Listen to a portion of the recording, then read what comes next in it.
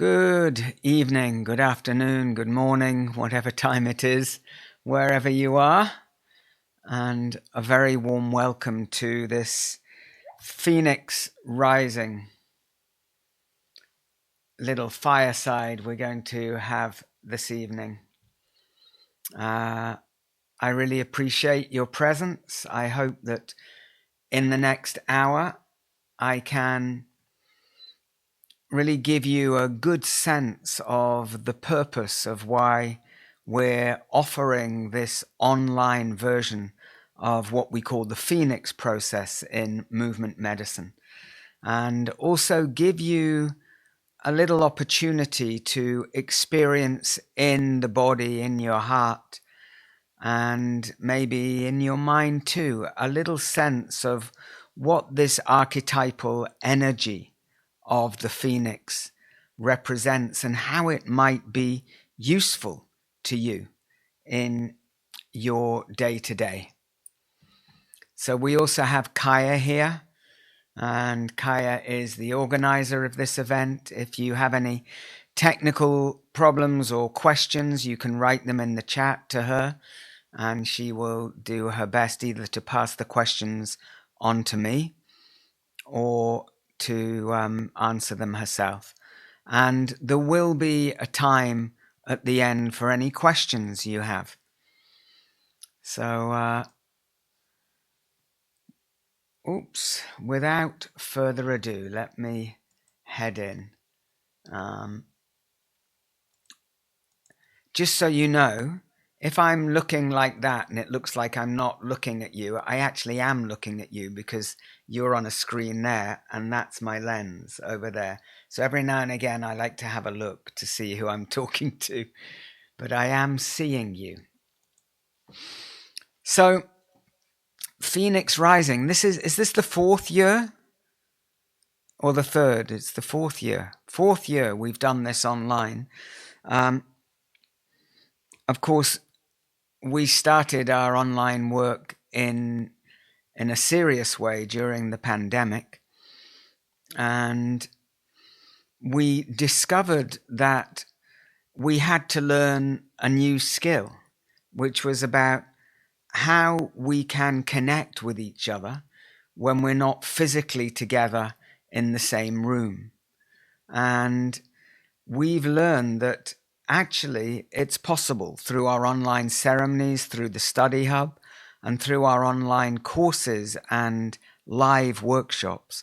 We've learned that actually it's more than possible. And in fact, on the level of really learning to be able to make use of this fantastic embodied soul retrieval shamanic tool, really contemporary, grounded, engaged, everyday shamanism, that the way of learning over a 4-week period gives participants, may give you time to really learn step by step in a way that's already integrated with your day-to-day life.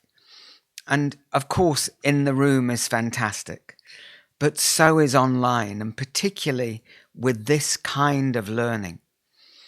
So Phoenix Rising is our... Yes, I am recording. Thank you. Gotcha. Phoenix Rising, as I've already mentioned, is the period of study in which we teach you the purpose, philosophy, and embodiment of the Phoenix process. So why the Phoenix? I mean, you can see behind me most of this Phoenix, which is the symbol of movement medicine. That symbol in a dream after a 13-year process where I had promised to visit the concentration camp of Auschwitz in Poland to dance for the children who died there, because I had had a very physical and overwhelming memory of that experience. And it took me 13 years from promising to the medicine woman who led the ceremony in which I had that very overwhelming experience. It took me 13 years to prepare myself to go there. And I did go, and I did dance there in the night. And I did ceremony and prayers for all those children, and also for the guards and for whoever else I was aware of. And I left that camp at about 4 o'clock in the morning and went to bed. And then I had this dream where I was walking around a festival and I saw this symbol everywhere. And I was asking the people in the dream, what does this represent? And they said, this is the phoenix. It's the symbol of living and dying and being reborn. And this symbol represents the capacity that every human being has, given enough love and resources, to rise from the ashes of their suffering, of their trauma, of just the challenge of becoming incarnated as a human being in a body on this earth, the many challenges of discovering who we are, the patterns of survival that we learn, that it's a really strong possibility that we can do this. And Susanna and I, my wife of too long to think about, a long, long time, coming up for 4 decades, we developed this process because we understood that these survival patterns or shadows that repeat again and again in our lives when we feel under stress or when we're triggered, we go into what we call a spasm. And spasm in this case stands for the self's protective, adaptive survival mechanism. Clever that, don't you think? Susanna came up with that. The self's protected, adapted survival mechanism. And what is that? Well, in simple terms, it's the genius of the human being to be able to survive extraordinary things, and not just to survive them, but over time, as we develop our resources, our knowledge of our resources, to transform all of those patterns and the roots that they came from. They're called energetic commands. It's the way the human ego develops, and it has to. It has to develop because we have to learn to adapt to our surroundings, to our family, because more than any other mammal, human beings are born in an extremely vulnerable state. It takes us a long time to be able to get to our feet.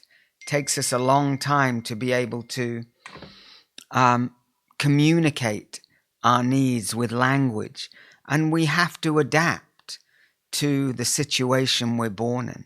And we're really good at that. And by the time we reach around the age of 7, our ego structure has formed. Now, let's be clear. We're not here to attack the ego. Yes, the ego can present us and present the world with enormous problems and can be the source of a lot of suffering. But that's only because we have learned to identify with these patterns of survival and to believe that when we're triggered into them, that they are actually happening in the present.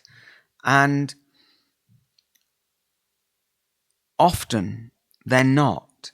Often we don't hear what's being said, and we're triggered for all kinds of reasons. So the Phoenix process is a very clear and useful and skillful process that helps you to return to the roots of those patterns with the resources you have available to you now. So not to return and experience again what was already difficult enough the first time, but to bring ourselves as we are with the resources that we have available to us now, with all that we've learned, and to bring movement to that original situation or set of circumstances that was the root of that pattern. So what kind of patterns? Like I have a terrible ongoing story that I'm not being cared for. And when I'm stressed, I will only see the things in my environment that confirm the story that I'm in. It's called inattentional blindness in neuroscience speak. And we are extraordinarily skilled at enrolling other people to repeat those stories. And it's as if we think that by going into them again, that finally we can convince the world that this experience that happened in the past is still happening right now. Now, that's not to say that there are situations in life that are deeply challenging, and not everyone we meet has our best intentions at heart, do they? And life is triggering sometimes. But to understand and therefore be able to care for those parts of ourselves that are hurt, feel smaller than, feel uncared for, to be able to turn that around and from the human being we are now, be able to integrate those experiences, release what doesn't belong to us in those experiences, and call in the element of soul that either wasn't able to land in the body, or had to leave, or for whom it's not yet been the time. That element of soul, which for me would be the knowledge, the present moment, embodied, heartfelt, focused mind knowledge that I am cared for by life. I mean, really, it's given how blessed my life is, it's verging on the edge of sanity to really believe that life isn't caring for me. I have enough food and shelter and love and meaning and purpose in my life. And it didn't come on a plate. It's been a long journey, like it is, isn't it? To really gain the knowledge of who we are that is soul driven, that is really the experience of that part of us that came here with a dream, with a desire to join this community of life on this earth and to learn and to give and to love and be loved, and to be able to, year by year, move closer and closer to the embodiment of really who we are, what our medicine is. And interestingly enough, our medicine, that means our personal power, our learned, developed human capacity to listen, to engage, to acknowledge difference, to evolve together. This extraordinary ability we have to do that. This is what the Phoenix process is all about. Being able to gather up, digest, release that which is in our past, which no longer serves us. And again, let me be clear, I'm not suggesting we can change the past. We can't. It happened. But what we can change is the meaning that we make from our past experience, the story we tell, our relationship to what is past. And that's what we mean by being able to transform everything, to alchemize everything that's in our past into strength at our backs. And we do that through the dance, through movement, through learning the basic tools of movement medicine, through step by step remembering in movement the resources that we are made from: roots, trunk and branches, earth, fire, water and wind, our capacity to expand and contract, the emotional intelligence of our hearts, which is movement. Emotion, I was taught a very long time ago, means energy in motion. And when the heart is in motion, it's an embodied, and we're not recycling the stories that create more and more emotion. That emotion becomes really like the weather. Yeah, like right now I look outside, it's a real beginning of autumn day, it's raining. Now I could be upset about the weather because the sun's not shining, but I know that Dartmoor, where I live, and the land and the trees have really suffered from a lack of rain during this summer.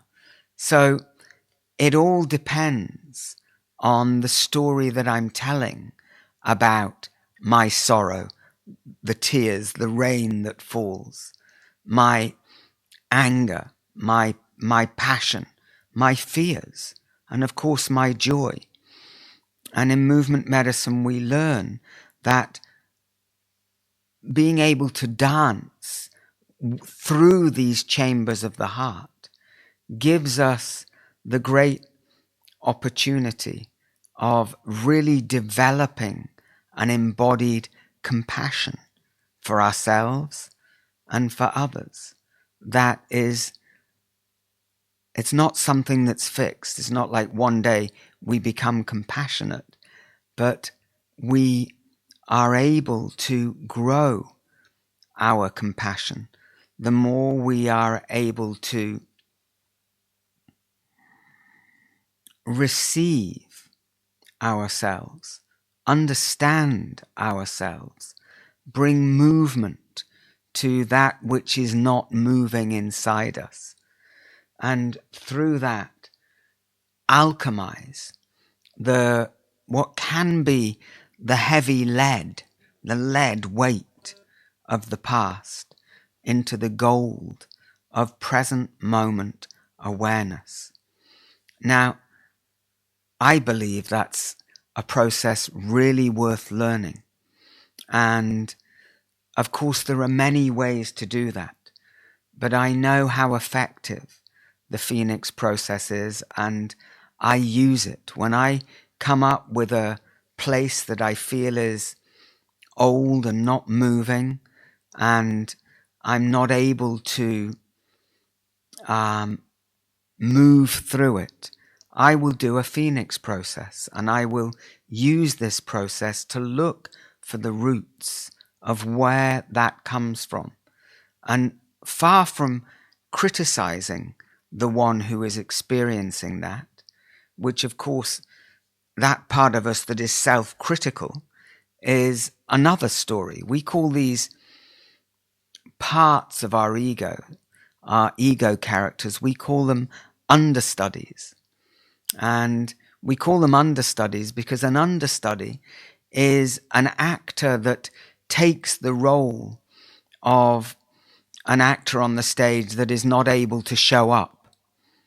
And those understudies know their lines and they know how to step in.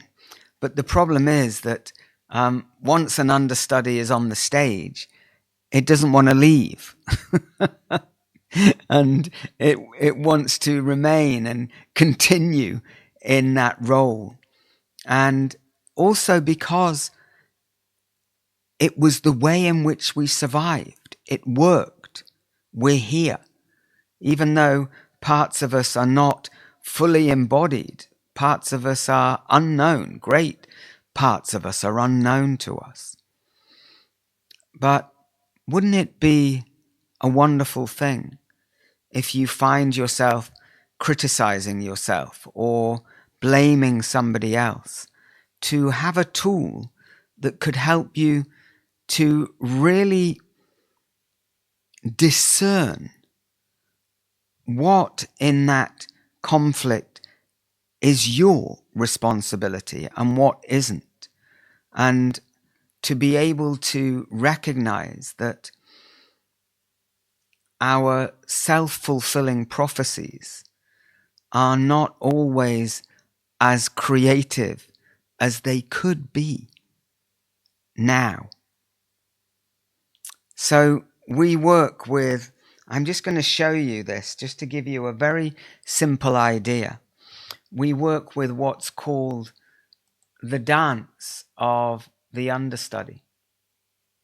And this image here just gives you a little sense of how that works.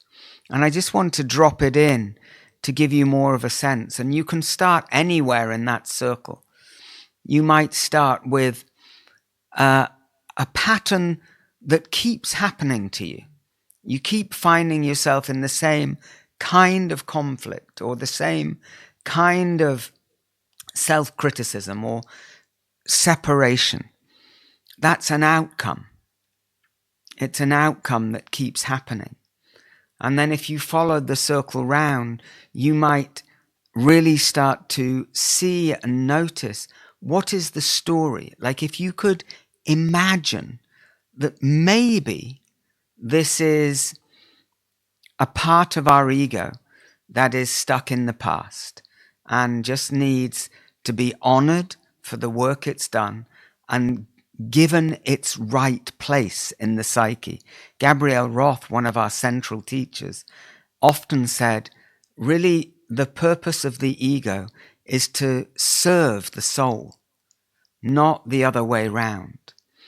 It has a role. The ego is really good at doing the shopping and paying the bills, and we need a strong ego in order to ground ourselves and in order to make space for the soul to develop. So imagine then there might be a story, and that story gives you a perception of yourself. So if I have a story that I am uncared for, then my perception of self is, somebody rather little, upset, and really swimming in the deep ocean of that experience. What's my perception of the others? they're not caring for me. They are, they're completely solipsistic. I love the word solipsistic. It means being at the center of your own universe, being, like the sun at the center of the universe. So I'm looking at these solipsistic people who are only concerned with themselves and couldn't care less about me. And what's the feeling? I feel upset and frustrated and blaming. And what do? I blame the other. I blame them for not caring for me. And what's the outcome? Well, guess what? When somebody's blaming you, do you feel like really opening your arms and caring for them? No, you don't. So there is this self-fulfilling prophecy. And so during our journey, we will learn all about how to work with the dance of the understudy. And that's one aspect of the Phoenix process. And it's super useful because if you recognize that there is a dance, a repeating pattern going on, if you are interested in discovering what's your part in that, like really to be grown up, creative, an artist, an alchemist, somebody who's really fascinated with the balance of ego and soul in you, if you're able to recognize in that pattern, in that moment of contraction or blame or self-blame or whatever it might be, if we're able to recognize, I'm contracted, I'm in a story, I'm definitely, it's very interesting. When we go into that state of contraction, even the muscles around the ears tighten, and that makes it much harder for us to hear what's actually being said. So we make meaning from what's being said, which may have very little relationship to the truth of what is being said. We may be really misunderstanding. And to be able to know how to deal with that trauma response or that fear response, to embody ourselves and to dance and to be curious and creative, we may loosen the hold that identity has on us, the belief that this is who I am and this is what reality is. And we can go on developing in that way. So the phoenix is very, very powerful symbol. And the phoenix process is a way to revisit the past, pick up what belongs to you, let go of what doesn't, the old emotion or the words that need to be spoken. If you knew that you could step back into the past and dance and give voice to what needs to be said on behalf of the one in the past who wasn't able to do that, either because they didn't know how or it was dangerous. And you do that on behalf of that part of you. In that way, you are picking up those places that seem broken and integrating them. And one of my teachers and somebody who I worked with for a long time, a Romani gypsy called Ida Kalarova, she talked a lot about healing the wound that becomes healed but never quite closes, because those wounds, when they're no longer active in terms of our reactivity to them, they are also a deep source of our compassion for self and others. So that's the purpose of the work of Phoenix Rising. And I'm now going to just invite you to come into a short embodied experience of that. So please take care of your body. I'm going to invite you to move.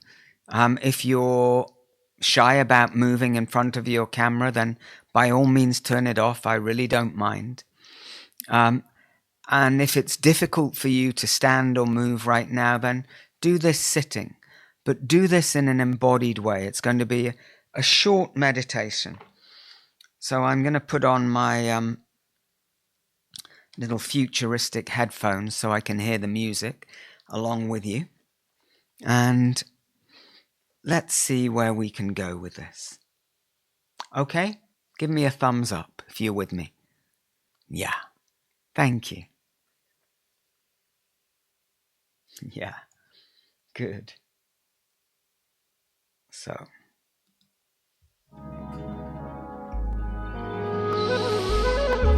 As the music comes in, bringing your attention into the physical body, this is one thing we learn, how to really focus our attention in the body, to focus the mind in the body. We don't dismiss the mind, rather we like to use the capacity it gives us to concentrate.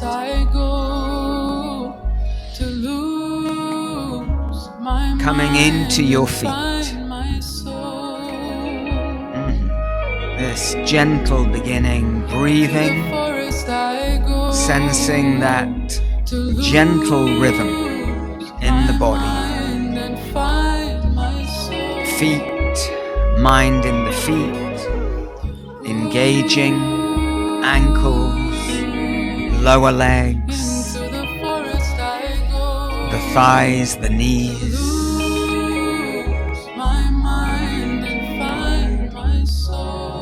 The hips and the pelvis. Good. Doing good. Just moving gently, but with the breath and with as much attention in the body as you can bring. The backbone. Good. Breathing. Breathing on purpose. The more we breathe, the more oxygen, the more life energy, the more we are receiving the gift of life right now. Breathing for the backbone.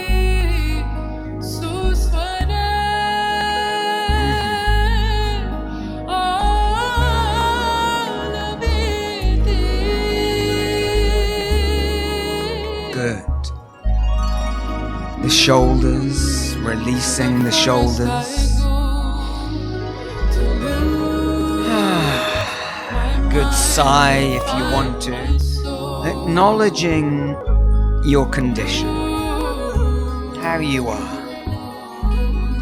Not trying to change it. Elbows, wrists, hands, and the hands have this capacity to invite your heart, your emotional intelligence into movement. Breath, whole body, so that now the head can move with the body. All the way down to the feet, connected, roots, trunk, branches.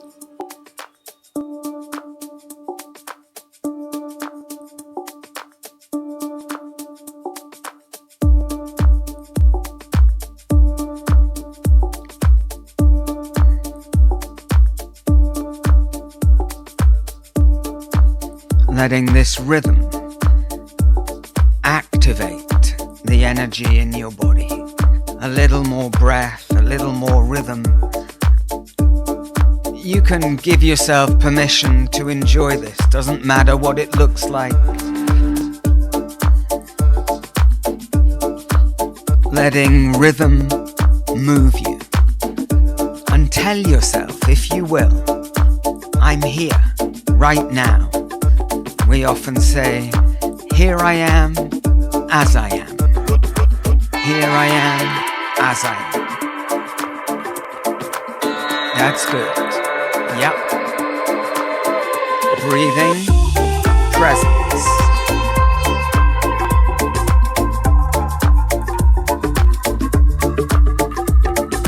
So one of the things that modern researchers have discovered is that movement, whilst engaging your imagination, is very good for our mental health. Fancy that.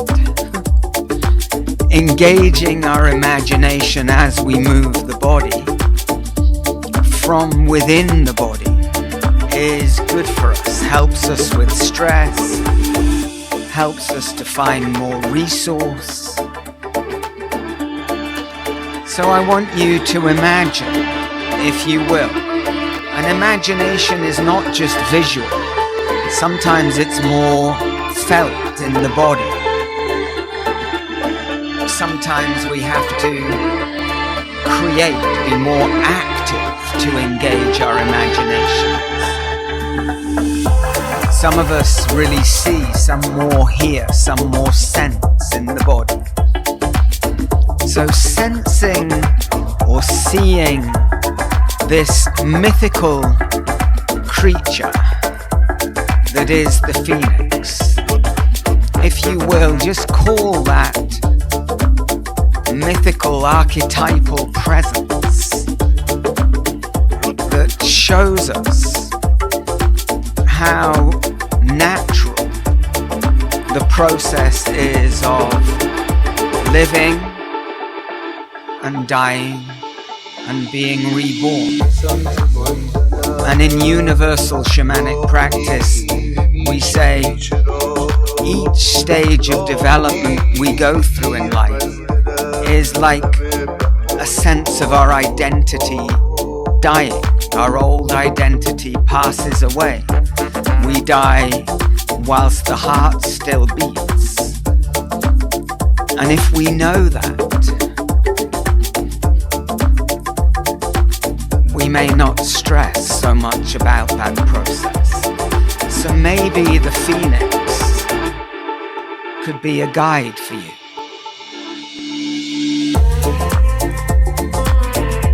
So imagining that great bird and watching it. Maybe right now it's in its state of beautiful color. Maybe at the strength or the height of its powers. Wings open. Firebird dancing in front of you. And just notice what's your sense of that stage of the phoenix's life.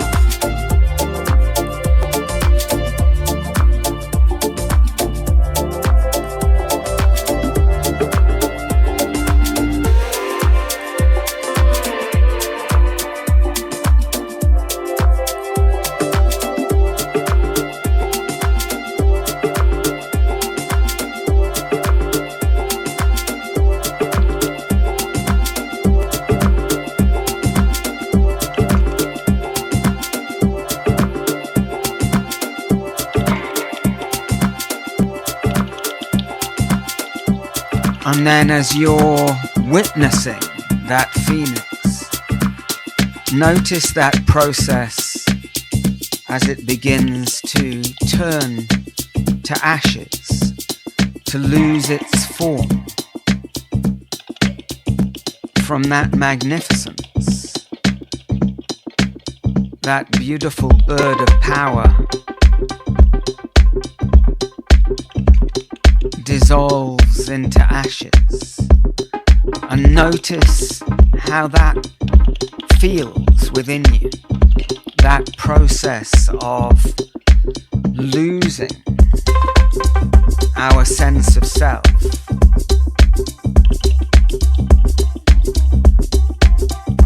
Sometimes this happens when somebody close dies,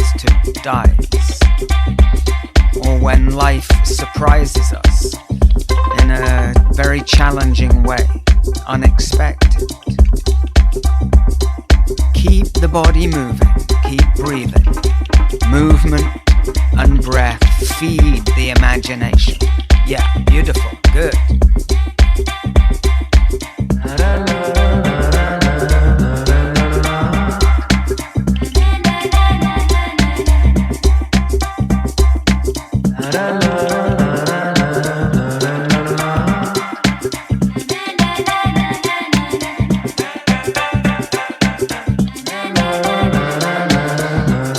Good.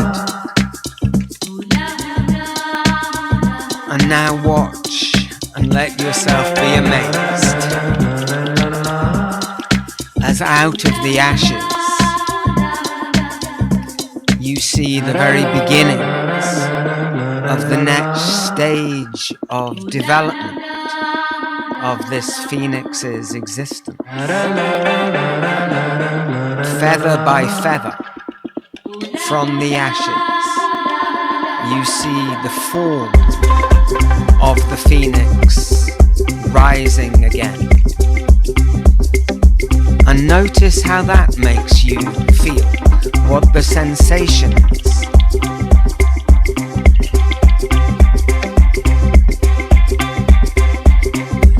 That's beautiful, good.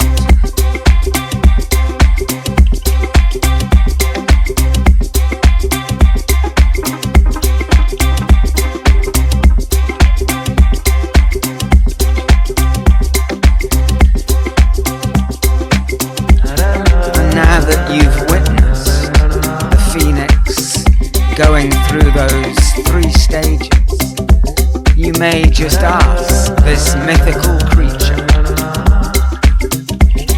do you have something to teach me?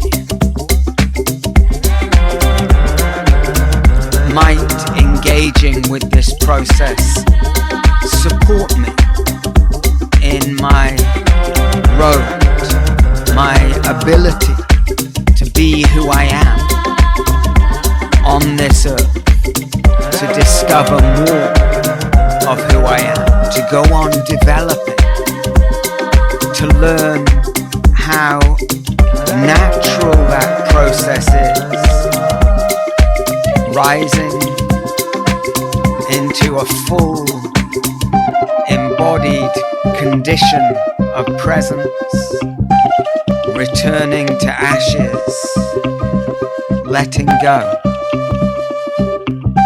rising once more from those ashes.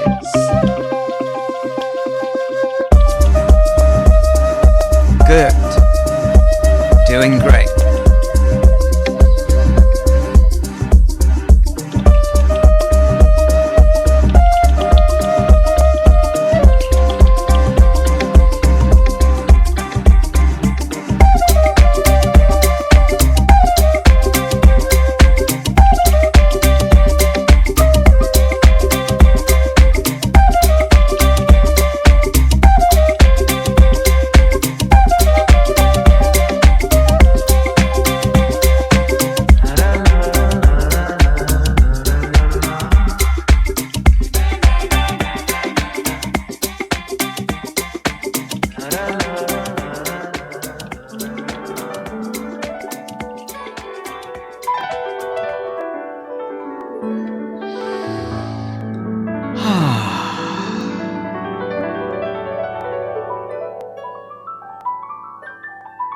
just taking a moment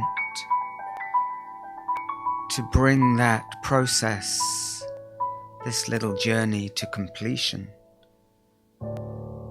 to bring into the body anything of value that this short practice may have brought you.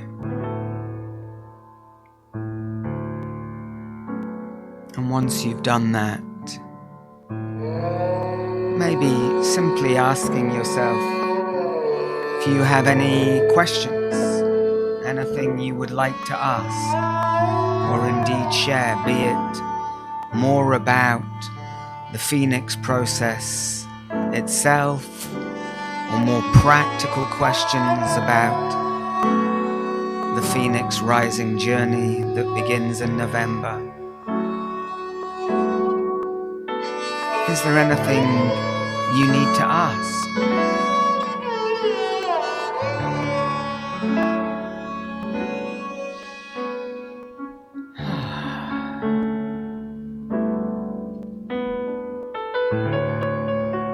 And slowly,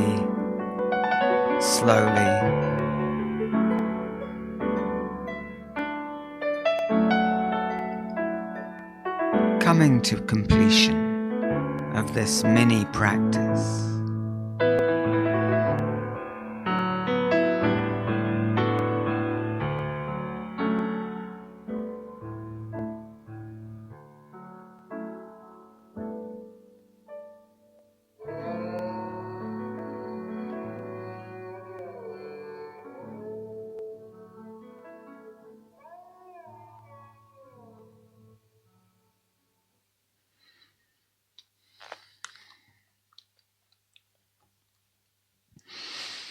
Welcome back. And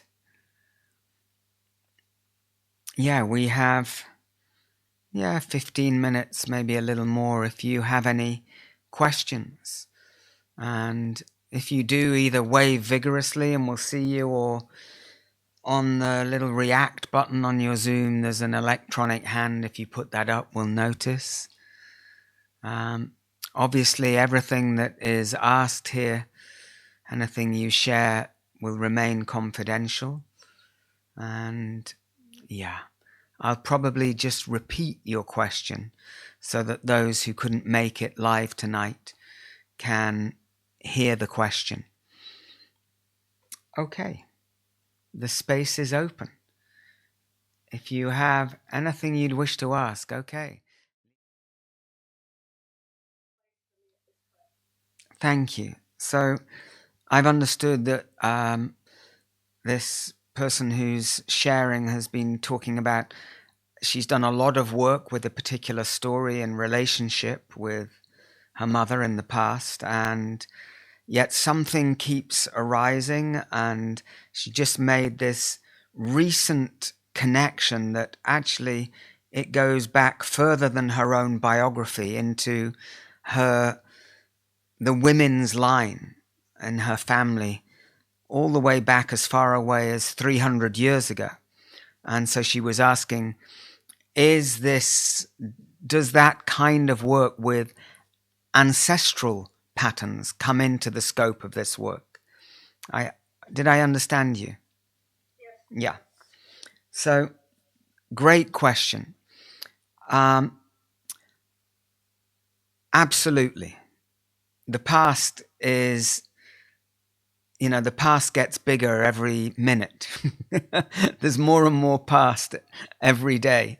And so there's more and more at our backs. And for sure, when we've done a lot of work with a particular story that we know has been affecting us and challenging us or restricting us, and yet something remains, it's very often the case that it's outside of our own biography and more in the experiences that our ancestors lived. And of course, now we're beginning to understand through epigenetics, the very young science of epigenetics, understanding that that which is passed on from our ancestors that they were not able to digest is part of our inheritance. So for sure, if you have the resources, and I know you do, and that you've done a lot of work and have a lot of experience to step that far back into the past, it really does work. And I've done a lot of work with my own ancestry using the Phoenix process. And because you can choose to step back into either a known situation, and I think from what you've said, this is something that's become known to you, or even an unknown situation, and to trust Susanna calls it the wand of your body, heart, mind, to experience in a different way that's not limited to the mind, but includes your kinesthetic or interoceptive awareness. So I hope that answers your question. Thank you. Very, very important. I might just add actually that people often say to me in the decades that I've been doing this work, and I've said it myself many times, like, why is this happening again? I've dealt with it in therapy. I've been in ceremonies. I've done my soul retrieval, and yet here I am back in the same story. And I've come to realize for myself, and this may be useful for you, that the reason that things arise again is because we've developed. So our point of view is different. So that when we turn around now and look at that story that we've looked at so many times before, our perspective is different. There's more to learn. There's more to really integrate. So now that I've discovered that for myself, I'm not asking the question why anymore. I'm like, oh, fascinating. There must be something new for me to understand and learn here. So I hope that's useful. And thank you for your question. The space is open. Yeah. Thank you very much for your question. So again, I'm just going to repeat the question for the benefit of those who'll listen later. So this is somebody who is already working with a shamanic practitioner, and she was asking about the prerequisites. It says on the website 25 hours of experience. And so we ask for people to have experience. It would help if you did some movement medicine, but we definitely take into consideration the experience that you have.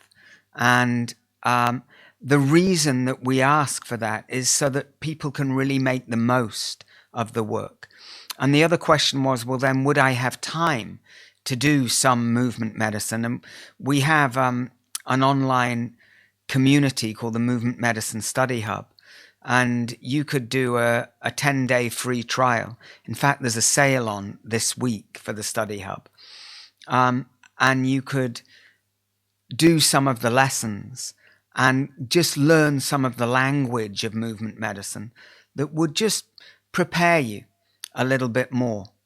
And so if you were clever and you did that in 10 days, it wouldn't even cost you anything. But you may find some good resources there that may help you. So that prerequisite, as I said, is really there to help you to make the most out of the journey that we're going to take. But of course, if you know that you're resourced enough, then write to Kaya and tell her, and we will absolutely listen to you. And if we're not sure, we'll ask you questions, so there'll be a process. But it seems to me that 3 years of shamanic work is very good grounding to do this further work. Okay. Thank you. What a wonderful question. So the question again, I'll repeat it, is somebody who's very interested in neuroplasticity, this new understanding. They used to think that the brain and the neurons were kind of set in place, that once they'd formed there, shape within the brain, but they've discovered, and the neuroscientists have discovered, that that's not true, that the brain actually develops. And of course, we know now that even maybe somebody loses hearing in one ear or sight in one eye, heaven forbid, but that the brain can adapt itself. And so the question was, how does the Phoenix process play into that? And of course, it's based on the understanding that, well, I'm going to quote Tony Robbins, who often says that repetition is the mother of skill.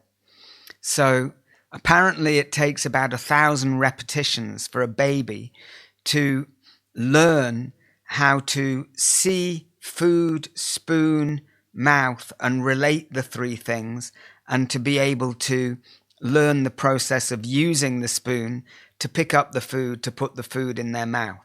And in the process, making quite a lot of mess, of any of you who've been with young ones will know.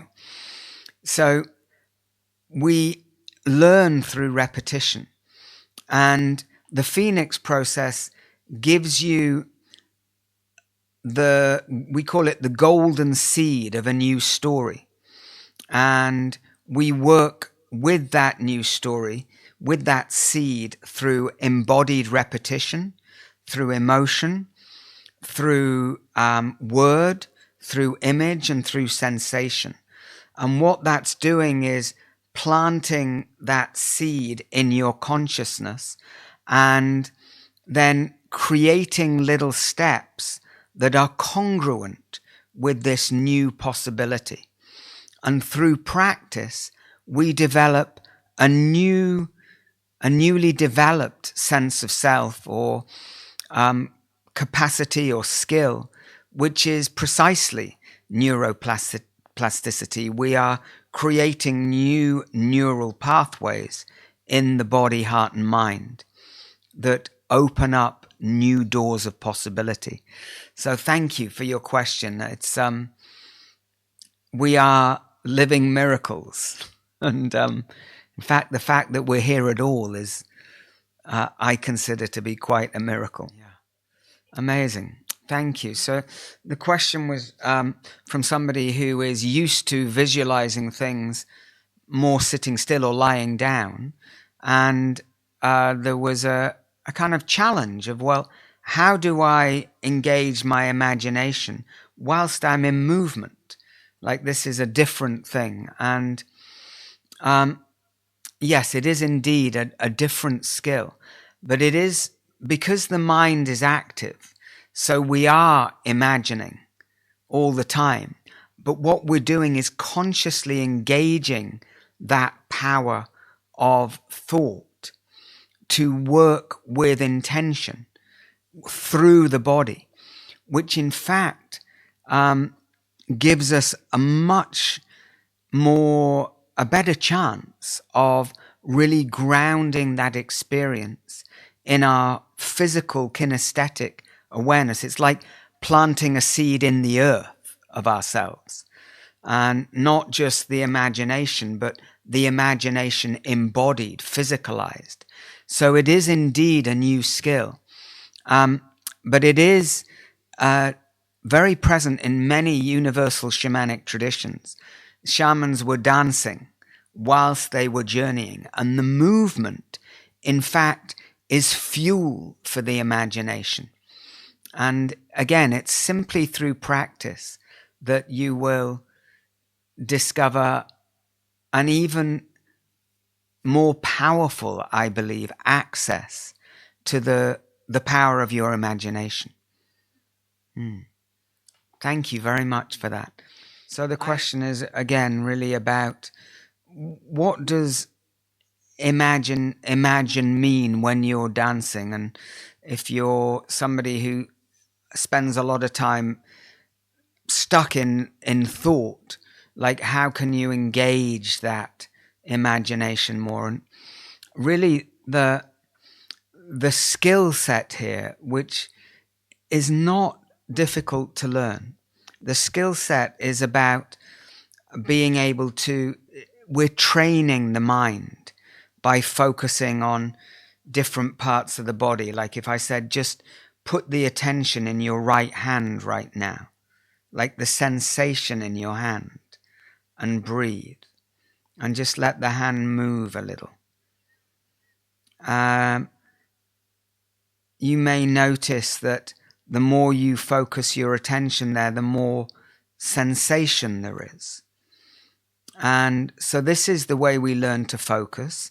And the more we're inside the body moving, the more the mind can settle. Gabrielle Roth often used to say the best way to still the mind is to move your body. And then once we're in the body, then we can focus the mind on a particular situation. Like, should I dance in the room or online? Or what's the root of this pattern that I keep experiencing? And because the body keeps moving and breathing, and there's great music to support you in that, you learn the skill of being able to notice when you've gone back up into just thinking and you've lost the root in the body.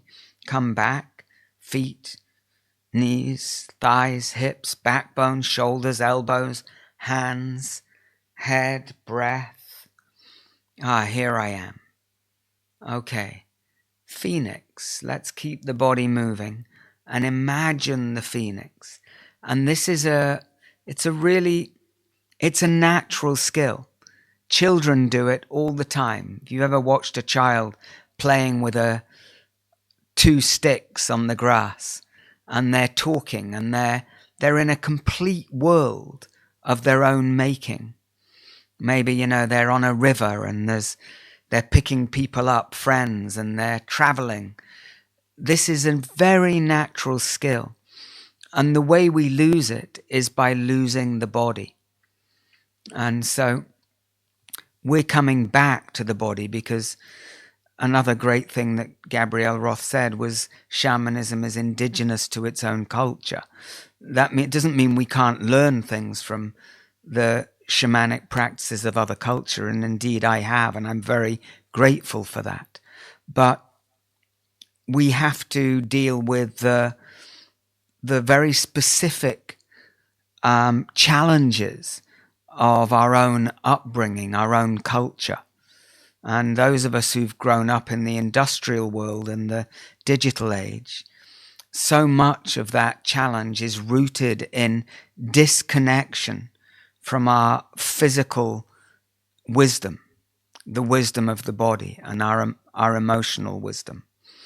So this is really deeply healing for us. It helps to bring that reconnection between the mind, the heart, and the body. The body, the heart, and the mind connected. And we call that the triple woven intelligence of the soul. And I think that might be just the perfect place to complete.